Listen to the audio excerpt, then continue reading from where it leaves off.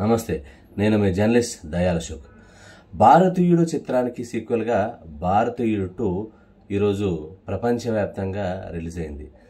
ఈ సినిమాపై ప్రతి భారతీయుడు ఈగర్గా వెయిట్ చేశారు. ఎందుకంటే ఒకవైపు కమల్ హాసన్, శంకర్ వీరి కాంబినేషన్లో వచ్చిన సినిమాలంటే అందరికీ చాలా ఇంట్రెస్ట్. ఎందుకంటే శంకర్ సినిమాలంటే ఒక గ్రాండియర్కి పెట్టింది పేరు.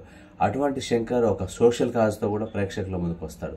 ఆయన సినిమా వస్తుందంటే ప్రతి ఒక్కరిలో కూడా ఒక రకంగా ఆసక్తి నెలకొంటుంది. సామాన్య ప్రేక్షకుడి నుంచి ప్రతి సినీ ప్రేక్షకుడికి చాలా ఇంట్రెస్ట్గా ఎదురు చూస్తారు. శంకర్ ఒక సృజనాత్మకత ఉండేటువంటి చిత్రాలు కానీ ఒక సోషల్ కాజ్ ఉన్న చిత్రాలు మాత్రమే చేసుకుంటూ వచ్చిన సందర్భాలు మనం చూసాం.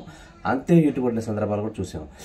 భారతీయుడు 28 సంవత్సరాల క్రితం వచ్చినప్పుడు ఎంత హిట్ అయిందో మనందరికీ తెలిసింది. మరి దానికి సీక్వెల్గా వస్తున్నప్పుడు అందరిలో కూడా ఆసక్తి నెలకొంటుందిగా. అదేవిధంగా ఆసక్తి నెలకొంది. అందరూ కూడా ఈరోజు ప్రపంచవ్యాప్తంగా 12 లెవెల్లో కూడా ఈ సినిమా రిలీజ్ అయింది.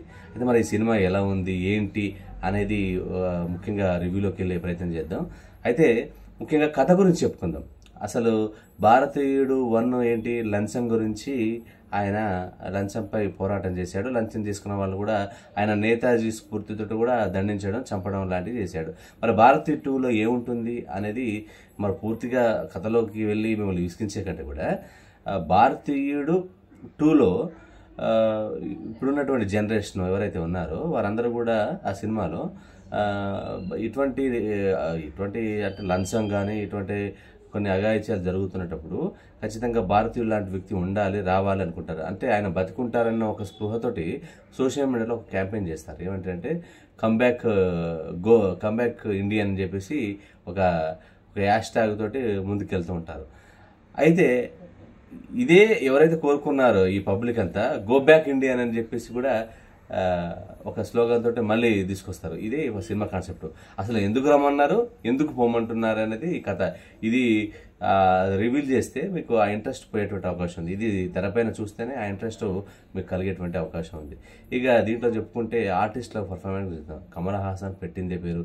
మనం చూసాం ఆయన క్యారెక్టర్లు కానీ ఆయన క్యారెక్టరైజేషన్స్ కానీ అన్నీ కూడా ఒక డిఫరెంట్గా ఉంటాయి.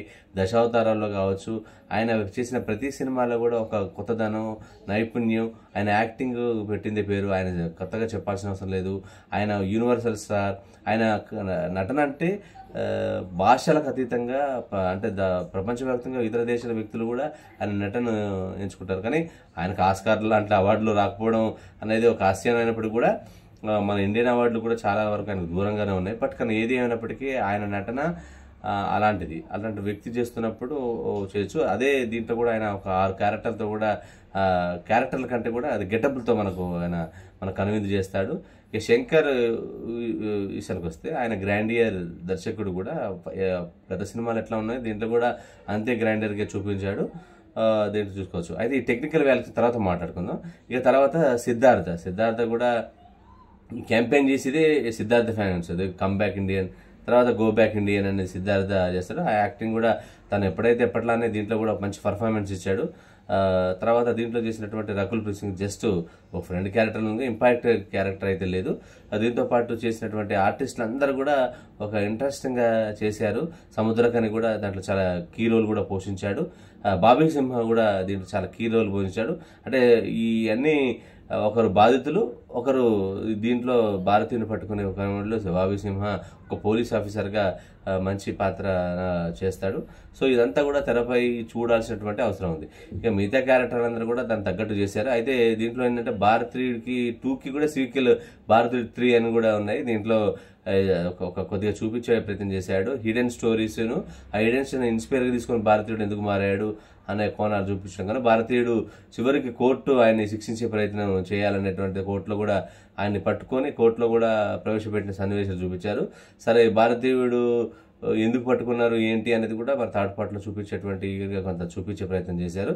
సో ఏదేమైనప్పుడు కూడా దీని అంటే ఈ భారతీయుడిని కూడా అంతమందించడానికి ఉన్న కార్పొరేటర్లు అంటే కార్పొరేట్ శక్తులన్నీ కూడా ఆయన్ని ఖచ్చితంగా చంపించాలని, అతన్ని శిక్షించాలని చెప్పేసి కూడా ఒత్తిడి చేసే క్రమం పార్ట్ 2లో చూపించారు. పార్ట్ 3లో కూడా చూపించే ప్రయత్నం చేశారు. అంటే ఇది చూస్తాయి. ఇక సంగీతం విషయానికి వస్తే ఈ సంగీతం అనిరుద్ధ్ చేశాడు.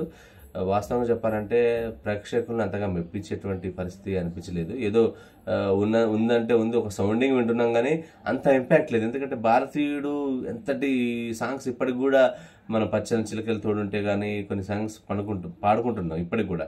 అంటే 30 సంవత్సరాలు దాదాపు వస్తున్నప్పుడు కూడా పాడుకుంటున్నాం. అంత ఎఫెక్ట్ లేదు. అప్పుడు ఏఆర్ రెహమాన్ దీనికి మ్యూజిక్ అందించాడు. ఇప్పుడు మాత్రం అనిరుద్ధుని ఇచ్చాడు, కానీ ఆ పాటలు అంత ఇంపాక్ట్గా అవ్వలేదు. అవి కూడా సినిమాకి హెల్ప్ అయినట్టు అవ్వలేదు. బ్యాక్గ్రౌండ్ స్కోరు అంటే గత సినిమాలు ఈ మధ్య తాలూకు అనిరుద్ధి వచ్చిన సినిమాలకు దగ్గరగా పోలి ఉంది. కొత్తదనం అయితే నాకు ఏమీ అనిపించలేదు. సో అక్కడ కొంచెం కాన్సన్ట్రేషన్ చేస్తే బాగుండేది. ఇక నిడివి ఏంటవా ఫస్ట్ హాఫ్ అంతా కూడా కొంత రొటీన్గా ఉంది. మనం భారతీయులు చూసాం, దానికి కొనసాగింపుగా ఉంది. కానీ ఒక సెకండ్ హాఫ్లోనే కొత్త ఒక లైన్ తీసుకున్నాడు. ఆ లైనే కొంచెం ఇంట్రెస్టింగ్గా ఉంటుంది. అక్కడి నుంచి ఆ తర్వాత ఆయన చేజింగ్ చేసి పట్టుకునే ప్రయాణంలో ఒక దాదాపు అదే 8 నిమిషాల దాకా చూపించినట్టు అనిపించింది.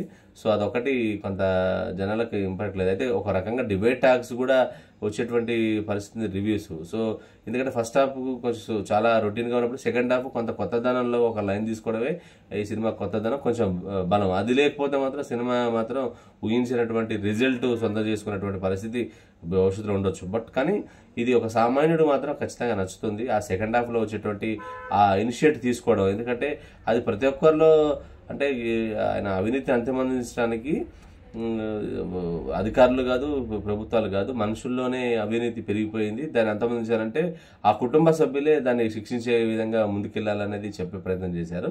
సో ఏదేమైనప్పటికీ ఆ లైన్ కొంతమందికి బాధ, కొంతమందికి ఎక్కువ ఇబ్బంది పెడుతుంది. అందుకే గో బ్యాక్ ఇండియా అనేటువంటి నినాదం తీసుకున్నారు. సో ఇది కూడా కంటిన్యూషన్గా ఉంది కాబట్టి ఎలా ఉంటుందో చూసుకోవచ్చు. ఇక మిగతా టెక్నీషియన్స్ విషయానికి వస్తే ఎడిటింగ్ కూడా కొంత చేయాల్సి ఉంది. ఎక్కువ దీంట్లో కూడా చాలా సాగదీతకు సంబంధించినటువంటి సన్నివేశాలు కూడా ఉన్నట్టు అనిపించింది. ఇక నెక్స్ట్ చూస్తే సుభాష్ కరణ్ నిర్మాత, ఆయన చేసినటువంటి నిర్మాణ వీరులు చాలా బాగున్నాయి, చాలా ఎక్సలెంట్గా అనిపించినాయి. ఇక్కడ కూడా గ్రాండీర్ తగ్గకుండా కూడా ఆయన ఖర్చు పెట్టిన విధానం మనం చూసుకోవచ్చు. ఇక తెలుగు సినిమాటోగ్రఫీ, ఈ సినిమాకి హైలైట్ కూడా సినిమాటోగ్రఫీ చెప్పొచ్చు. ఎందుకంటే శంకర్ సినిమాలో గతంలోనే చాలా చూపించాడు. అవి మనకి ఎంత గ్రాండీర్గా చూపించినా కూడా ఇంకేదైనా బాగుంటే ఇంకా బాగుండు అనే కోణం మాత్రం మనకు కల్పిస్తున్నటువంటి పరిస్థితి చూస్తాం. ఇక శంకర్ గురించి మాట్లాడుకోవాలి. ఇక శంకర్ అనగానే అందరిలో ఈగర్గా కొత్తగా ఏదైనా కొత్తదనం చూపిస్తాడా అని ప్రతి ఒక్కరు చేశారు. కానీ ఈ సినిమాలో ఎందుకో ఆయన కొంత డిసప్పాయింట్ చేసినట్టు మనకు అనిపిస్తుంది. అదే గ్రాండియర్ ఉంది ఎక్కడ దగ్గర, కానీ మనకు కావాల్సినంత స్టోరీ ప్రతి ప్రేక్షకుడు స్టోరీ ఎమోషన్గా కనెక్ట్ అవ్వాలి. అది కనెక్ట్ అయినప్పుడే సూపర్ డూపర్ హిట్ అవుతుంది. అయితే ఎమోషన్ ఎప్పుడైతే కనెక్టెడ్ మిస్ అవుతుందో, స్టోరీ ఆ సోలో అయితే మిస్ అవుతుందో, అదందరూ కూడా డిసప్పాయింట్ అవుతుంది. శంకర్ ఆ విషయంలో కొంత ఏమన్నా రొటీన్ తీసుకురా లేకపోతే చెప్పే ప్రయత్నంలో కొంత తడబడ్డా అనేది మనకు అనిపిస్తుంది. ఎందుకంటే అప్పుడు చూసే శంకర్కి ఇప్పుడు శంకర్కి కొంత చాలా వేరియేషన్ అనిపిస్తుంది. ఎందుకంటే అప్డేట్ అవన కనుక ఇట్లాంటి స్టోరీలు ఆయన ముందే చూపించాడు కదా, ఇప్పుడు అదే చూపించినప్పుడు కూడా ఓహో ఇంతే కదా సో అనే ఫీలింగ్ ఉంది. ఎందుకంటే శంకర్ అండ్ కమల్ హాసన్ కాంబినేషన్ అంటే ప్రపంచవ్యాప్తంగా ఎంతో ఎగేది చేస్తాం. అంటే ఆ ప్రేక్షకుడి యొక్క ఎక్స్ప్రెషన్స్ ఆకాశంలో ఉన్నాయి, రిజల్ట్ మాత్రం దానికి అనుకూలంగా లేదు. సో కొంత డిసప్పాయింట్ అయినటువంటి పాత్ర ఉంది. చాలా మంది సినీ ప్రేక్షకులు కూడా కొంచెం డిసప్పాయింట్ అయినటువంటి రివ్యూస్ అవి కూడా ఇస్తున్నారు. ఏదైనప్పుడు కూడా దాంట్లో ఉన్నటువంటి సోల్ మాత్రం చాలా ఇంట్రెస్టింగ్గా ఉంటుంది. సెకండ్ హాఫ్లో వచ్చేటువంటి ఆ లైనింగ్ అది ప్రతి ఒక్కరు స్క్రీన్ పై చూస్తే మాత్రం చాలా హెల్పింగ్ ఉంటుంది.